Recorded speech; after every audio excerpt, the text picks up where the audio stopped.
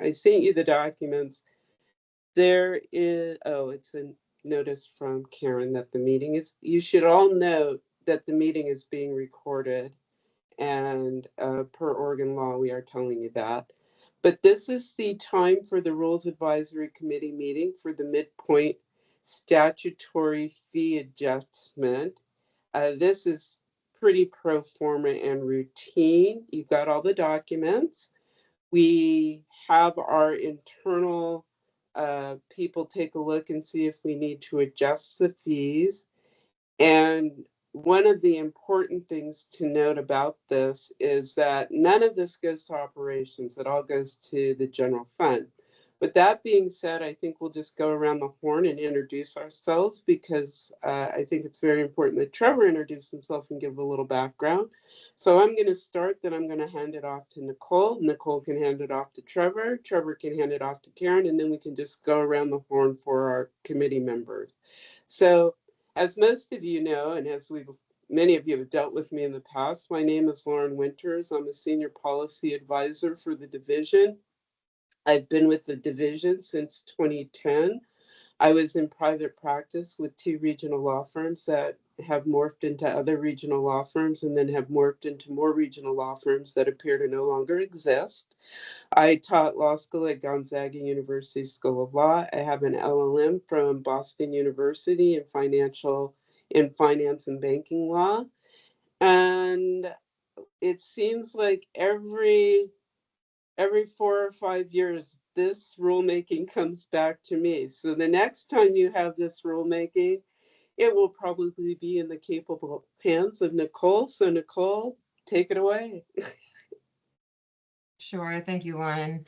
Hi, I'm Nicole. I am also a senior policy advisor at the division. I've only been there 2 years, but Lauren and I's portfolio is pretty much coextensive, so it makes it easy for you all to find someone to contact. For that, I was in private practice at Alston Bird in San Francisco, and then at Stoll Weaves up here, so know the Portland scene. And yeah, me in a nutshell. Okay, over to Trevor. Thanks, Nicole.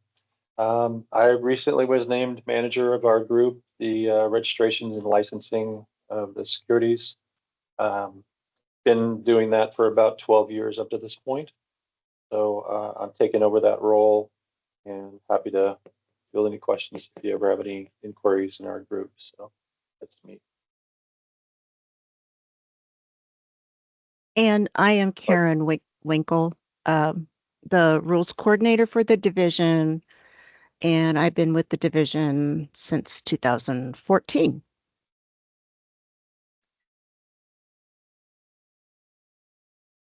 I guess we will hand that off to Kevin now.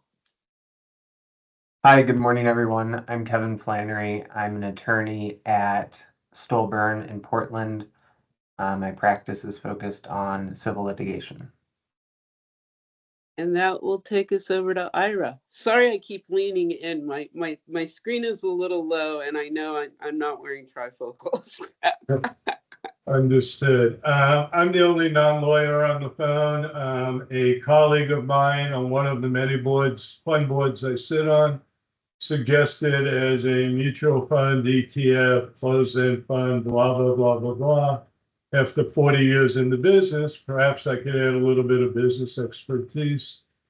I had a little bit of time in my hands, so I thought it would be fun and exciting to sit in and learn a little bit about what goes on the other end. And if you need any practical advice or experience, I've been doing this for 44 years. And again, I sit on several fund and ETF boards as chair, and thought this was a very interesting opportunity. So I'm curious to hear your thoughts. And that brings us down to Bill. Is that you? It is me. Yeah, I'm Bill Caffey. I'm a lawyer with White Summers, Caffey and James in the Portland office. And I've been doing transactional work for a long time. And I used to be down at what used to be called the Division of Finance and Corporate Securities in Salem back in the 80s. So yeah, I've seen a lot of these rules morph into from one thing to another. And then Justin, that leaves you. Hello. Apologies for being off camera. I have some construction going on in my backyard, so if I was at my desk, you would be hearing a lot of noise. My name is Justin Habenstreit. I am a securities lawyer at Miller Nash here in Portland. Before moving out to Portland, I was a mutual fund and investment company lawyer at Ropes and Gray in Boston and at Skadden Arps in New York. And I'm currently the chair of the Securities Regulations section of the Oregon State Bar, which is, I believe, how I ended up here. And Justin, thank you so much. Yes, happy to be here. Happy to help. As I was saying, this is a really kind of pretty simple rulemaking. It is a statutory rulemaking.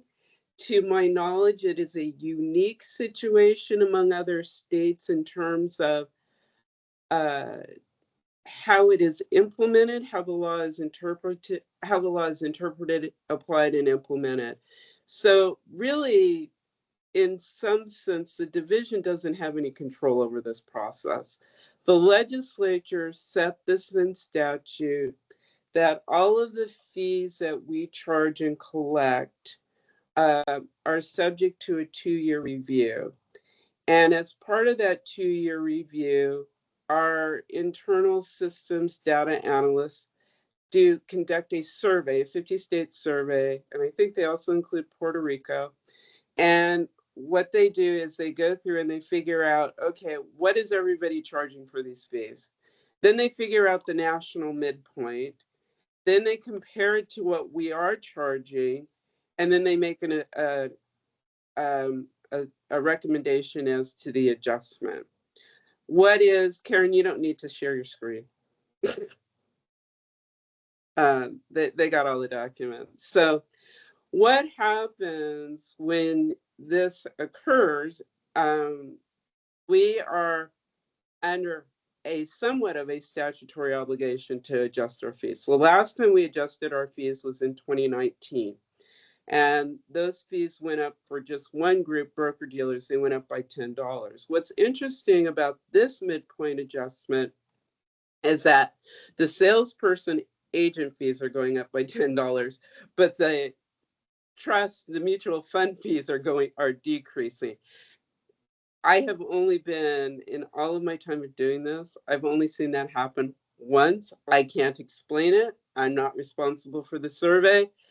It just, as they like to say, it is what it is, right? I mean, I take it. The most interesting thing about this statute and the fees that are collected is that they are not subject to an Oregon statute that requires that fees be reasonable and require the agency to take that into account. This is purely a statutory mechanism, and the reason that the division does not have to comply with that other rule regarding agency fees is none of these fees go to operations. That's a whole different mechanism. All of these fees, the increase or the decrease, as you saw in the IMD report, affect the general fund in Oregon. So the question that it's kind of an interesting question in a rulemaking situation, because we're required to ask, what do we think the impact will be on the affected stakeholders, right? Salespersons and, well, hey, mutual funds are like, hey, it's good for us, right? We're getting a decrease. Salespersons are getting a $10 increase. That's only occurring in a limited situation. So the question that we have to ask is, what does this agency rules, the fiscal impact on businesses with fewer than 50 employees, which is always a pretty tough calculation. But when we make that calculation, it's kind of an interesting question, right? How does it affect small businesses with fewer than 50 employees? However, all of the money is going to the general fund. So are we supposed to think about how this money that goes to the general fund will affect small businesses? Or how do we think this change in the rule will affect those businesses with fewer than 50 employees. So I'm going to break it up into two. So how do you think the proposed changes will affect companies with fewer than 50 employees? You may or may not have an opinion, but but we would like to hear that. And then the second part of that is, what do you think that impact will be as it relates to the general fund for those employees with 50 to fewer employees? Now, Ira, you may say, I don't know enough about Oregon and the general fund to opine, but I can opine as to how my group will feel about a decrease in fees. So let's start with you. Sure. I'm pretty confident in saying nobody would ever complain about a decrease in fees. From experience, these fees charged by all states, various numbers, as you suggest, none of this is prohibitive. Advisors are still getting involved in mutual funds and ETFs on a very regular basis. I don't think the $10 decrease is going to encourage more participation. Certainly not going to encourage anybody to be unhappy. So I think it's, from a business standpoint, I'm almost surprised that it has to go through all this for what seems a de minimis amount, but I understand completely. Yeah, thank you for that input. So for all of the Oregonians on the call, let's take that second part of the question in two parts. What do you think for any of your clients or any of your people, the increase will affect any business with fewer than 50? And do you have any concerns? Well, I don't think any client is going to care about an additional $10 for a salesman's rep. The calculus they make when they're doing an offering is a lot different than what the fees are of those things. So I don't think it'll have any impact on anybody. All right. I would second that. Yeah, I don't know. I guess I would share that with the legislature if somebody jumped up and said, "Oh my gosh, this would have some horrible impact." But as to the general fund calculation, I just want to make sure we cover all our bases. As you can see from the calculation, the general fund kind of takes a hit. It gets decreased. I don't know that it gets decreased substantially enough for that calculation, but my sense, not to color the answer to the question, is that's for the legislature to deal with in its budget making process. I just have to, I don't know what I would do, right? I cannot not increase the fees, and I cannot not decrease the fees. Yeah, I can second that. It's not really in our discretion at this point, and I think there was a projected surplus anyway for the next couple of years. Taxpayers might be getting a kicker, so it's up to the legislature if they want to increase that surplus. Right. So if no one else has anything else to say, I'm going to give you back your, wow, almost 15 minutes. I think we were scheduled for an hour, so you're getting back 45 minutes. And I feel good about that, keeping with our former directors and our current interim directors thing is, when you can give back time, please do. Love it. Love it.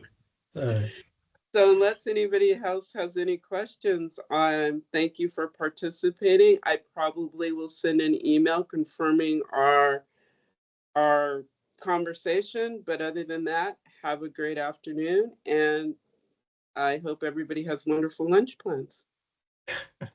Pleasure meeting Thanks, all Laura. of you. Thank Yeah, you. you too. Thank Bye. you. Bye-bye. Thanks.